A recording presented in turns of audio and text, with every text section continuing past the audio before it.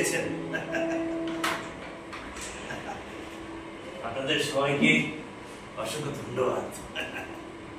আজকে আমার 81তম জন্মদিন। প্রতি বছর আমার জন্মদিনে আপনাদেরকে স্বাগতম জানাই। আপনারা আসেন, আমার কথা শুনে আপনাদের সাথে আমার কিছু গল্প হয়।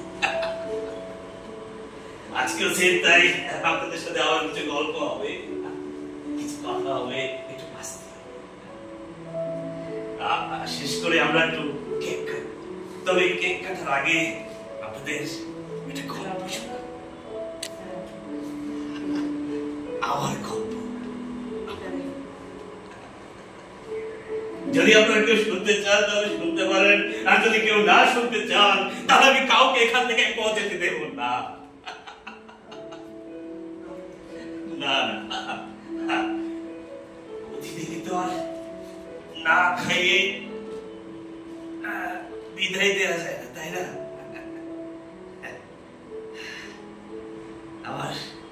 আমার বাবা ছিলেন মস্ত বড় উকিল, তাহের উকিল নামে সবাই চিনতেন।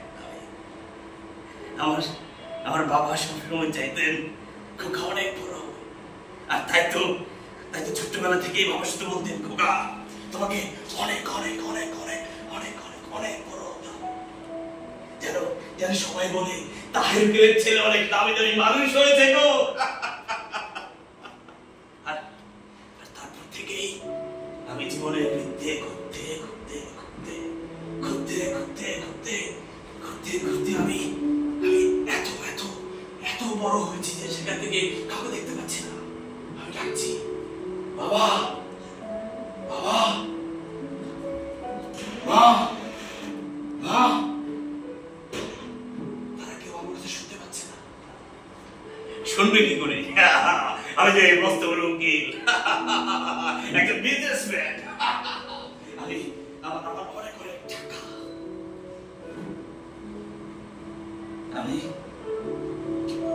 আমি যতবার আমার বাবা মার কাছে যেতে চেয়েছি ঠিক ততবার সময়ের কালো স্রোত আমাকে এভাবে আটকে রেখেছে। আমি আবার পেছন দিকে চলে যাচ্ছি। আমি আমার চেষ্টা করেছি যেন আমার বাবা মার কাছে যেতে পারি, আবার তা আমাকে আবার আটকে রেখেছে সময়ের কালো স্রোত।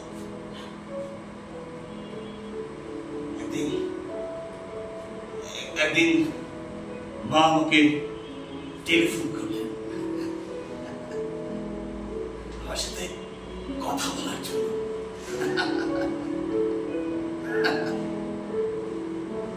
হ্যাঁ মা, হ্যাঁ আমি ভালো আছি। কি বললে? আহা, তোমাদের ভুলি কি করে? হ্যাঁ, আহা, আমি তোমাদের সন্তান কখনো বাবাকে ভুলতে পারে? কি বললে মা? কি বাবা অসুস্থ? আচ্ছা মা, আমি কতবার করে বলেছি বাবাকে ডাক্তার দেখাতে। হ্যাঁ, আরে বাবার বন্ধু তো ডাক্তার, বাবা না একটু বেশি বেশি করে। আর আমি প্রতি মাসে কত কত টাকা পাঠাই বাবাকে। মা শুনো মা হোল্ড অন, মা একটু করে করছি, তুমি লাইনে থাকো। জানেন, তারপর থেকে আমি ভুলে গেছিলাম যে আমার মা আমার জন্য অপেক্ষা করছে। আমার কাজটা শেষ করে আমি ভুলে গেছিলাম যে আমার মা আমার জন্য ওই পাশে অপেক্ষা করছে, আমার সাথে কথা বলার জন্য। আর যখন আমি একা এখানে, তখন আমার দিলে বারবার আমাকে প্রশ্ন করে আমি কি ঠিক ছিলাম। মন বারবার বলে না, তুমি ঠিক ছিলে না, তুমি ভুল করেছিলে, তুমি তোমার দায়িত্ব অবহেলা করেছিলে, তুমি তোমার দায়িত্ব অবহেলা করেছিলে।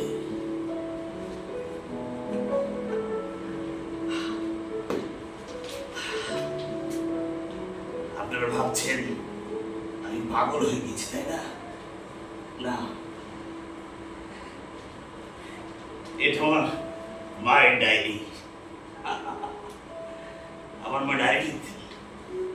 আমার মা যখন মারা যান তখন পাশের বাড়ির চাচির কাছে ডায়েরিটা দিয়েছিল, যেন আমি ডায়েরিটা পড়বো কি করে, আমার তো সময় নেই, আমি অনেক ব্যস্ত মানুষ, আমি একজন বস্তু বিজনেসম্যান।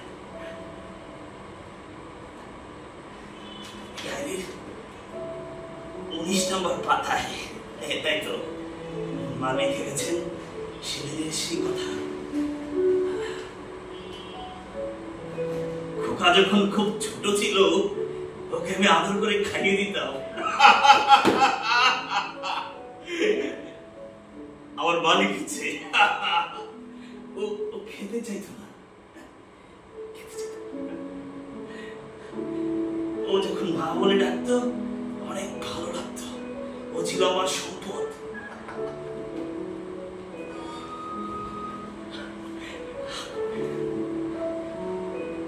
আমি জীবনে আর কিচ্ছু চাই না, ওইভাবে আমাকে মা বলে ডাকুক। আমি যখন খুব ছোট ছিলাম, মানে আমার বয়স যখন 7 বছর, আমার মা আমাকে খাইয়ে দিতেন, আদর করে খাইয়ে দিতেন, খাইয়ে খাইয়ে গান শোনাতেন।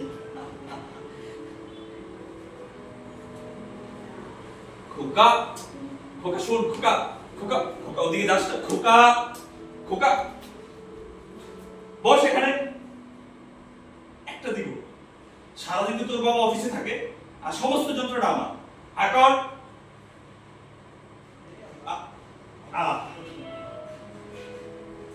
খোকা, তুই বড় হয়ে কি হবি? কিচ্ছু হবি না, মার কাছে থাকবি, বুক আছে।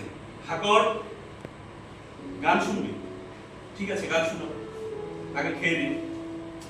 হাকর বাবা, মাকে আর জ্বালাস না। শোন, আমার মা আমাকে এই গানটা শোনাতো।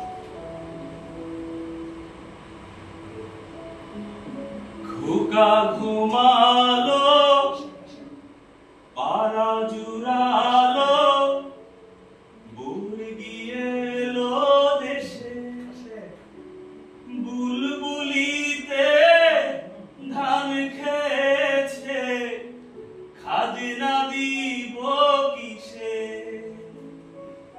বুলবুলিতে ধান খেয়েছে, আকর খাজনা দিব কিস? খোকা খোকা খোকা ওদিকে যাস না, খোকা খোকা তোর বাবা আমাকে আসতে পারে। খোকা শোন, খোকা খোকা শুনে যা, খোকা যাস না।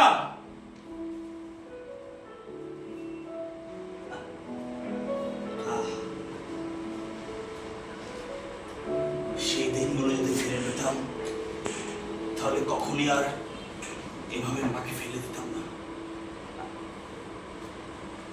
মাকে সবসময় কাছে রাখতাম, ভালোবাসা দিতাম। আজ আমি যখন এই বদ্ধ করে একা, এই জীর্ণ ঘরে আমি একা, তখন বুঝতে পারছি একা থাকার কষ্ট কতটুকু। একা থাকলে কতটুকু খারাপ লাগে, তার নিঃসঙ্গতা বুঝতে পারছি। আর তখন যদি বুঝতে পারতাম তাহলে মাকে আমার কাছে রাখতাম, সবসময় মার দিকে তাকিয়ে থাকতাম, মার সাথে কথা বলতাম।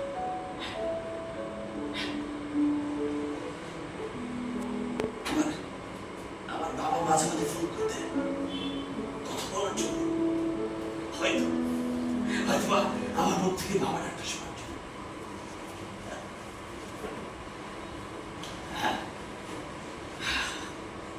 ব্যস্ততা আমাকে এত জায়গায় নিয়ে গেছে, এত অন্ধকার অতল গহ্বরে নিয়ে গেছে যে আমি সেখান থেকে আর ফিরতে পারিনি। একটি সেকেন্ডের জন্য আমরা সবাই তাই করি, এই কাজ সেই কাজ, কত কাজ, অনেক কাজের মধ্যে বাবা আমাকে সময় দেওয়া পারে না। আমি পারিনি।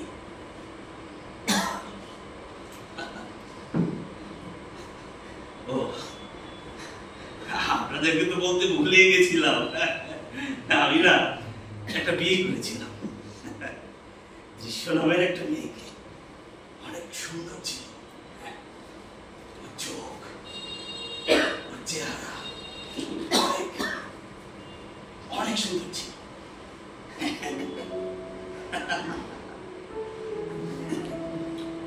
ওর সাথে আমার প্রথম দেখা হয় একটা বার্থডে পার্টিতে।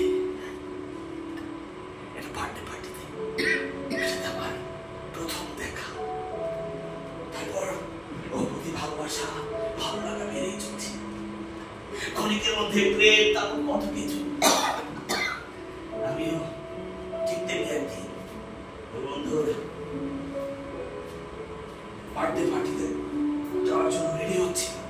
হ্যাঁ, ওই দিনটার কথা যে আমার মনে নেই, হয়তোবা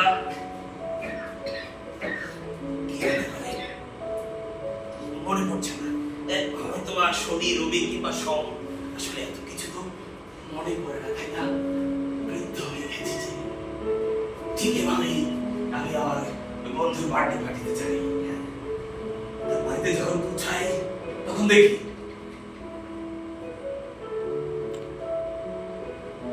ওইখানটায় দৃশ্য দাঁড়িয়ে আছে, সবাই নাচ করছে, আর আমি অবাক হয়ে ওর দিকে তাকিয়ে আছি। কি অসাধারণ চোখ, কি অসাধারণ দৃশ্য।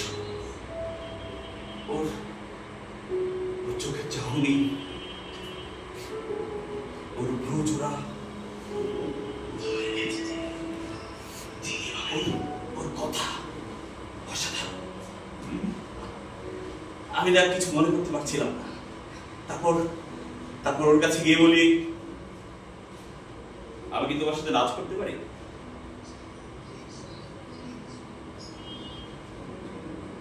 দৃশ্য, হ্যাঁ, আমার বন্ধু বলেছে তোমার নাম দৃশ্য। হ্যাঁ হ্যাঁ, আমি জানি।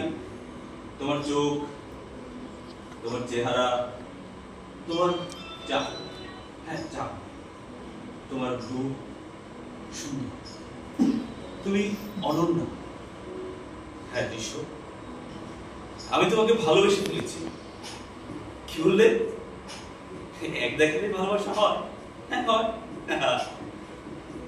কি বললে? বিশ্বাস করছো না? কেন কেন কেন? আমি তোমাকে ভালোবাসি। ভালোবাসার জন্য সময় লাগে, মুহূর্ত প্রয়োজন। হ্যাঁ দৃশ্য, আমি তোমাকে বিয়ে করতে চাই। দৃশ্য, দৃশ্য, এই দৃশ্য।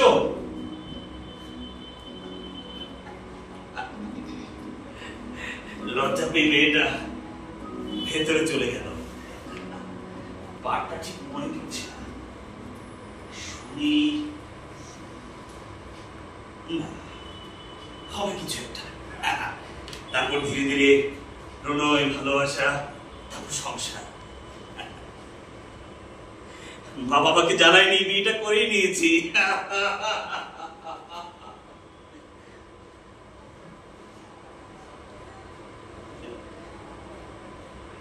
ভাই ডায়েরিতে সেই কথাটা লিখে রেখেছে। এই তো 23 নম্বর পাতায়। সেদিনের সেই সকালবেলার কথা, যেদিন বাবা প্রথম জানতে পারলেন আমি বিয়ে করেছি।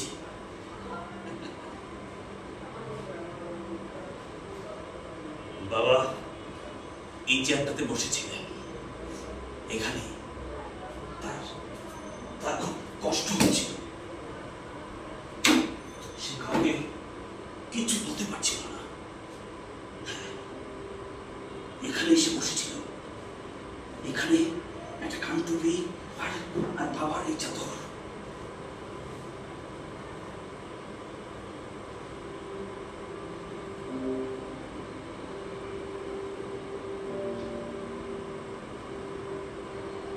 আচ্ছা খোকার মা, ও তো আমাদের সন্তান, তাই না? আমরা তো শত্রু নই। কি আমরা কি শত্রু? তুমি, আমি? আরে ও একটা মেয়েকে পছন্দ করে সেটা যদি বলতো তাহলে কি আমরা বিয়ে করতাম না? এভাবেই একটা মেয়েটা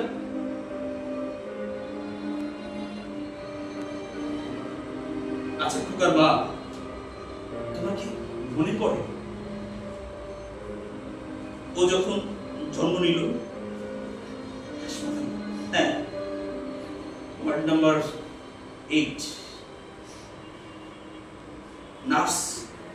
নার্স এসে ওকে কোলে দিল। ও কাঁদছিল আর আমি হাসছিলাম।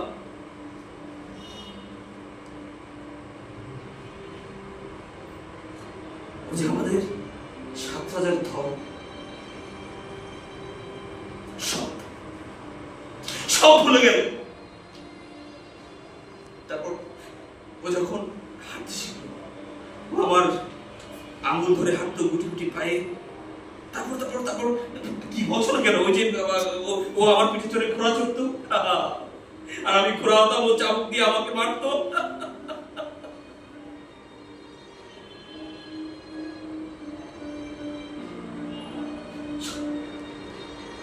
সব ভুলে গেল। আর তুমি কথা বলছো না কেন? খোকার মা,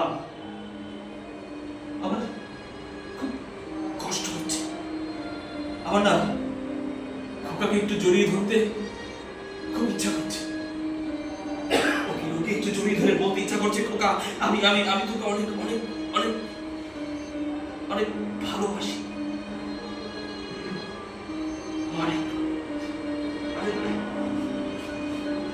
অনেক ভালোবাসি খোকা।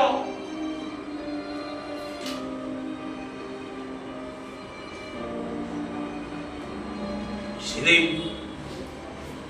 আমার বাবা এভাবেই এখানেই বসেছিল, এই চেয়ারটাতে। বাবা সেদিন খুব অসুস্থ হয়ে যায়। মা আমাকে টেলিফোন করে বাবাকে দেখতে আসার জন্য। আমি দৃশ্যকে নিয়ে বাড়ি আসি, আমার বাড়ি, যেখানে আমার জন্ম হয়েছে, যেখানে আমি বেড়ে উঠেছি, আমার বাড়ি। আমি এভাবেই বাড়ির সামনে আসি। তারপর মাকে বলি, মা ওইখানটাতে দাঁড়িয়েছি। মা তুমি শুকিয়ে গেছো। হ্যাঁ, তোমার এই চোখের নিচে কালি পড়েছে। কি মা, মুখটা লুকাচ্ছ কেন? মা মা মা মা দৃশ্য, সালাম করছো না কেন মাকে? হ্যাঁ হ্যাঁ মা, ও তো আসলে এদেশে বড় হয়নি, বিদেশে বড় হয়েছে। এখানকার রিচুয়াল কালচার কিছু জানে না। বলছে সালাম করতে মাকে। না মা, কিছু হয়নি। না না মা, মা শোনো, মা মা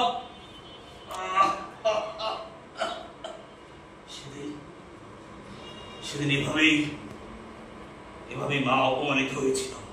আমার স্ত্রী মাকে বলেছিল এটা গ্রাম্য আচরণ, অশিক্ষিত গ্রাম্য আচরণ। আর আমার বাবা এখানে বসেছিল এই চেয়ারটায়, তার পরনে ঢুকেছিল। তারপর বাবা এভাবেই বসে বলতে লাগলেন, খোকা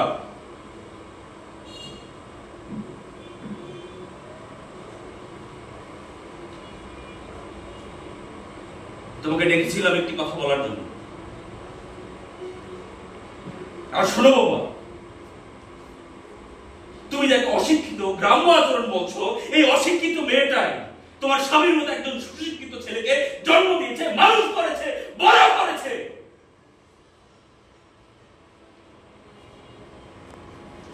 শোনো খোকা, আমি তোমাকে ডেকেছিলাম আমার সমস্ত সম্পত্তি তোমার নামে করে দিয়েছি, সেটা বলার জন্য। আসতে পারো, যাও যাও বলছি। এভাবেই বাবা সেদিন আমাকে কি বলেছিল আমার কিচ্ছু মনে নেই। আমার মাথায় রাগ চেপে গেছিল, এদিকে মা কাঁদছিল, এদিকে আমি, আর ওদিকটায় দৃশ্য। আমি একবার দৃশ্য দিকে তাকিয়ে, একবার আমার দিকে, একবার মার দিকে, বাবার দিকে। বাবা অনেক বলেছো বাবা। হ্যাঁ কি মনে করেছো তোমার এই বস্তা কত সম্পত্তির জন্য আমি এসেছি? আর শোনো, ঢাকা শহরে আমি মস্ত বড় একটা বিজনেসম্যান। তোমার এই ভাঙা চূড়া বাড়ি এসব দরকার নেই আমার। আর মা, তুমিও তো বাবাকে বোঝাতে পারো, তাই না? হ্যাঁ, আর তুমিও বাবার তো। হ্যাঁ হ্যাঁ শোনো বাবা, আমি এখন বুঝতে পেরেছি, মাত্রই বুঝতে পারলাম, তুমি এবং মা, হ্যাঁ মা এবং তুমি দুজনেই তোমরা স্বার্থপর বাবা এবং মা। যাও গাড়ি থেকে বসো, আর কখনোই বাড়িতে পা দেব না। তুমি এবং মা মারা গেলেও না, কখনোই না। আমি এই কথাটা বলে বাইরে চলে গিয়েছিলাম। আমার বাবা কথাটা নিতে পারেনি, সে তৎক্ষণাৎ অসুস্থ হয়ে যায়। এই যেটুকু বসেছিল, মা আমাকে পেছন থেকে ডাকছে, খোকা ফিরে আয়, খোকা ফিরে আয়, খোকা ফিরে আয়, খোকা আসলে তো বাবা জানি কেমন করছে না। আমি শুনে রাশনা ভান করছিলাম। সেদিন বাবা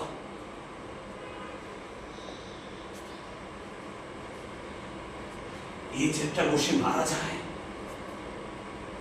হ্যাঁ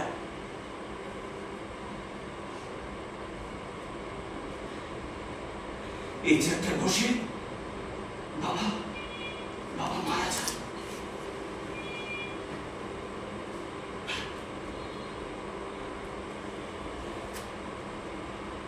কিন্তু বাবার সাথে আমি প্রতিনিয়ত কথা বলি, তার কথা শুনি, তাকে দেখি। সে 24 সালে আমার সাথে দেখা করতে আসে, সেই চেয়ারে বসে, সে আমার দিকে তাকিয়ে থাকে, কিচ্ছু বলে না। বাবা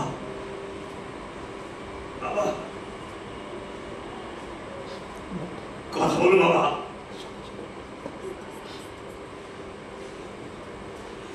আমি তোমার সাথে হাঁটতে চাই, আমি তোমার সাথে কথা বলতে চাই বাবা। বাবা চুপ করে থেকো না বাবা। আমি তোমার হাত ধরে আবার হাঁটতে চাই, ওই যে পার্কে নদীর ধারে আবার যেতে চাই বাবা।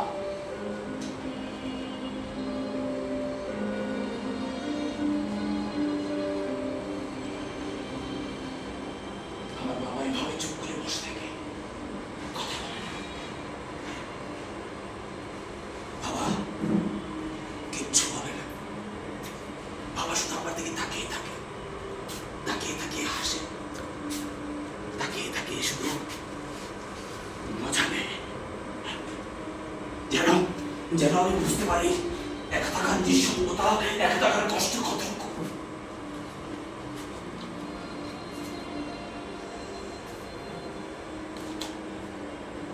বাবা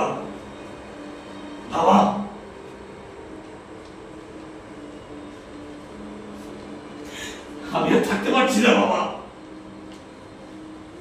একা থাকা অনেক কষ্টের বাবা, আর পারছি না একা থাকতে।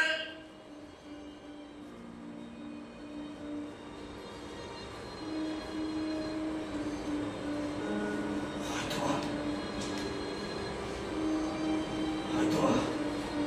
আমার মা জেনে বুঝে সব দায়িত্ব দিয়ে গেছেন,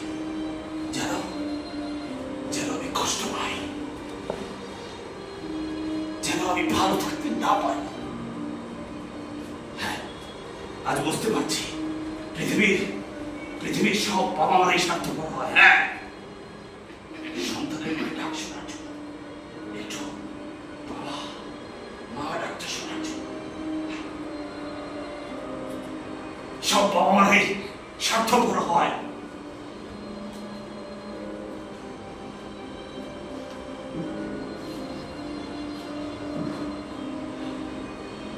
আমি যখন আজ এই বন্ধ করে একা নিঃসঙ্গ একটা ছটফট পাখির মতো কাটাচ্ছি, তখন আমি বুঝতে পারছি একা থাকার নিঃসঙ্গতা কি দারুণ জ্বালা। যে একা থাকে সে বোঝে এর থেকে কষ্ট পৃথিবীতে নেই, পৃথিবীতে নেই। এভাবেই বাবা আমাকে প্রতিনিয়ত কষ্ট দিয়ে যায়, আর আমি বাবার দিকে তাকিয়ে তাকিয়ে কষ্ট পাই, যেন আমি ঈশ্বর কিংবা আল্লাহ কিংবা ভগবানের কাছে কৈফিয়ত দিতে না পারি।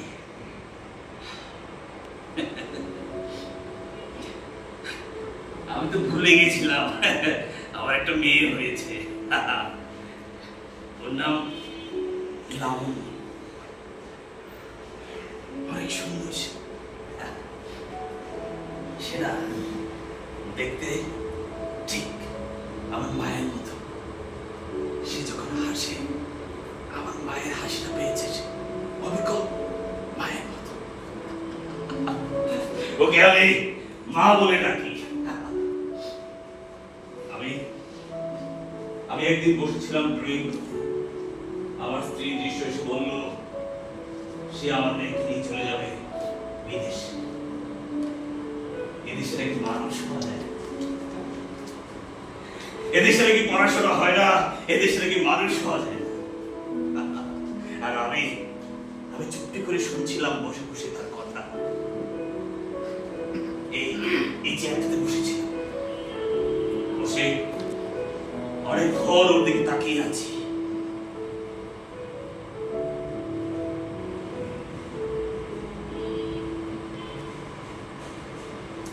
ভালো বলেছো দৃশ্য,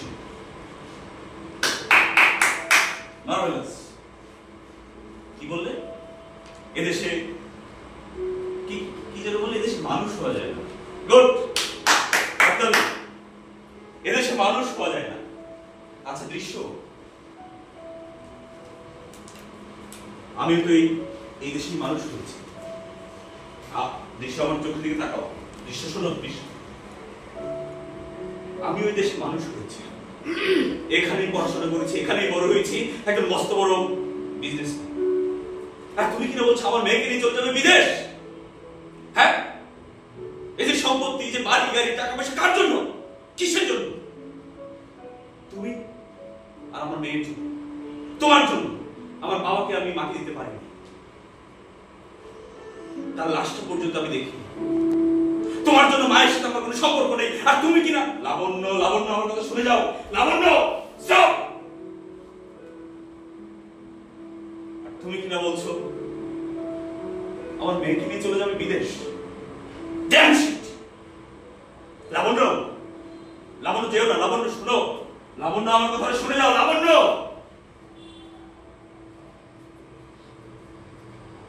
ব্যাস কিছুদিন পর আমার মেয়েকে নিয়ে চলে গেল বিদেশ, আর আমি একা, যেমনটা ছিলেন আমার বাবা মা। কিছুদিনের মধ্যেই মায়ের মৃত্যুর কথা শুনি। এভাবেই মায়ের লাশটা রাখা ছিল বাড়ির উঠোনে, আর আমি ছিলাম এইখানটায়।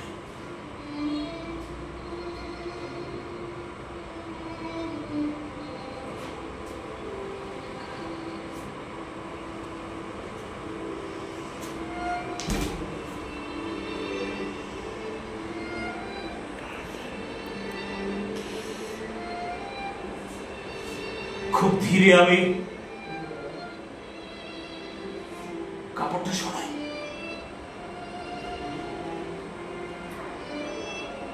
মায়ের চোখ দুটো তখন খোলা ছিল, হয়তো আমাকে শেষবার দেখবার জন্য মায়ের চোখ দুটো খোলা রেখেছিল।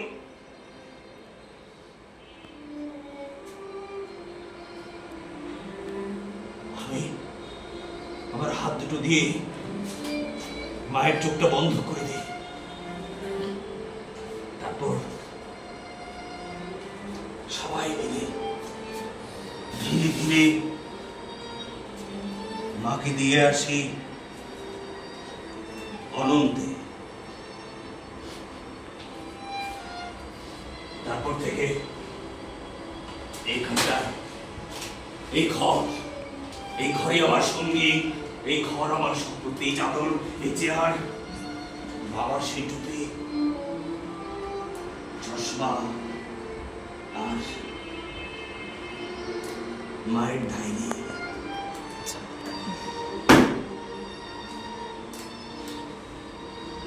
আচ্ছা বলুন তো, যা যায় তাকে ফিরে পাওয়া যায়?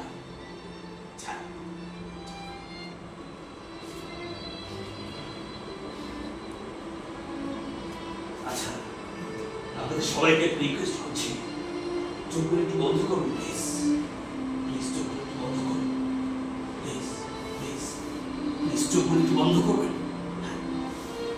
একটা করে ভাবুন তো, আপনার মায়ের চেহারাটা মনে পড়ে কিনা?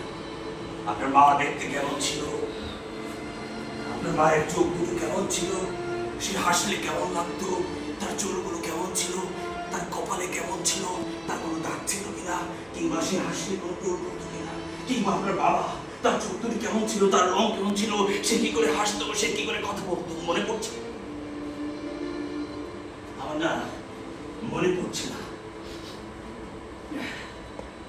আপনাদের নিশ্চয়ই মনে পড়ছে। আচ্ছা আমি যা করিনি সেটার উপদেশ তো আমি আপনাদের দিতে পারি না।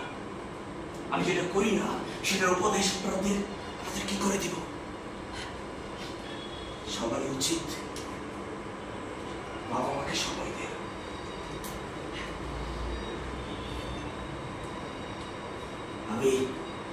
আমি এখন নিঃসঙ্গ একটা পাখি, ডানা কাটা পাখি। আমি চাইলেও উঠতে পারি না, চাইলেও আসতে পারি না। আপনাদের সাথে একটু কথা হয়? এই দেখুন না, অনেক বেলা হয়ে গেছে। এই আপনারা খুব কষ্ট করছেন তাই না? আমি না ভুলে গেছিলাম কখন সময় হয়ে গেছে। যাই হোক, আমি একটু বাজারে, হ্যাঁ আমি কেকটা পাঠিয়ে দিচ্ছি। কেকটা না খেয়ে কিন্তু কেউ যাবেন না, ঠিক আছে? হ্যাঁ